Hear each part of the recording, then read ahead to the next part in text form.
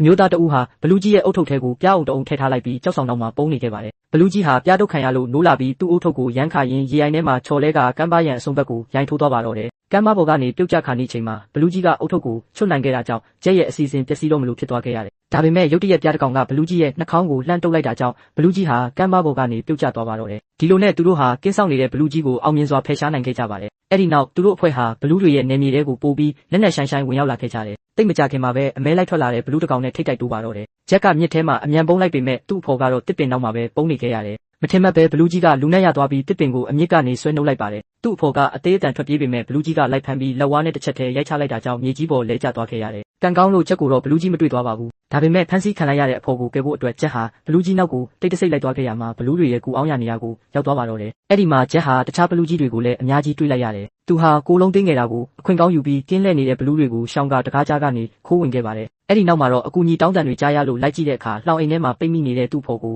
တွေ့သွားခဲ့ပါတယ်ဒါပေမဲ့လှောင်အိမ်ကအရန်ခိုင်ခန့်နေတဲ့အပြင်ဘလူးတစ်ကောင်ကလည်းအနားမှာရှိနေခဲ့ပါတယ်ပိုဆိုးတာကတခြားအဖော်တယောက်ဟာမုတ်စိမ်းပြားပေါ်ကိုအပြစ်ခံလိုက်ရပြီးဘလူးကြီးကသူ့ကိုမုတ်လိတ်လုပ်ပြီးกินစားဖို့ပြင်နေတာပါဘလူးကြီးကမုတ်ပန်းကိုဖိုးထဲထည့်လိုက်တဲ့အချိန်မှာဂျက်ကကျိုးတပင်အတိုင်းအမြန်တက်သွားခဲ့ပါတယ်တစ်ဖက်မှာလည်းဘလူးကြီးဟာမျိုးသမီးတစ်ယောက်ကိုပါဖမ်းဆီးပြီးအစားအစာလုပ်ဖို့ပြင်နေပြန်တယ်ဂျက်ဟာဓာတ်တလက်ကိုတွေ့တာနဲ့ဘလူးကြီးပေါ်ကိုခုန်တက်လိုက်ပါတော့တယ်ဘလူးကြီးဟာအတင်းယုံကရင်နေရန်ကိုအချိန်နဲ့ဝင်နိုင်မိပြီးလဲကျသွားခဲ့ပါတယ်ဂျက်ဟာအဖော်နှစ်ယောက်လုံးကိုအောင်မြင်စွာကယ်တင်နိုင်ခဲ့ပြီးဘလူးကူထဲကနေအမြန်ထွက်ပြေးခဲ့ကြပါတယ်အဲ့ဒီအချိန်မှာပဲမြေပြင်ပေါ်ကလူတွေကနွယ်ပင်ကြီးတွေကိုစတင်ခုတ်လဲနေကြပြီးဖြစ်တာကြောင့်နွယ်ပင်တွေဟာပြိုကျလာပါတော့တယ်ဂျက်ဟာနွယ်ပင်တပင်ကိုတင်းတင်းကြပ်ကြပ်ဆုပ်ကင်ထားပြီးမြေပြင်ပေါ်ကိုဘေးကင်းကင်းနဲ့ပြန်ရောက်သွားခဲ့ပါတယ်ဒါပေမဲ့တိတ်မကြခင်မှာပဲဘလူးကြီးတွေဟာကမ်းပါးဆုံးကိုရောက်လာပြီးရေထဲကိုပဲဆေးတွေကျဲချလိုက်ပါတယ်အဲ့ဒီအခါမှာတော့အေယာမနွယ်ပင်ကြီးတွေဟာအပေါ်ကိုအရှိန်နဲ့ထိုးတက်လာပြီးဘလူးကြီးတွေဟာအဲ့ဒီနွယ်ပင်တွေတိုင်းမြေပြင်ပေါ်ကိုဆင်းလာကြပါတော့တယ်အခုဆိုရင်လူသားတွေဟာကြီးမားတဲ့အန္တရာယ်နဲ့ရင်ဆိုင်နေရပါပြီ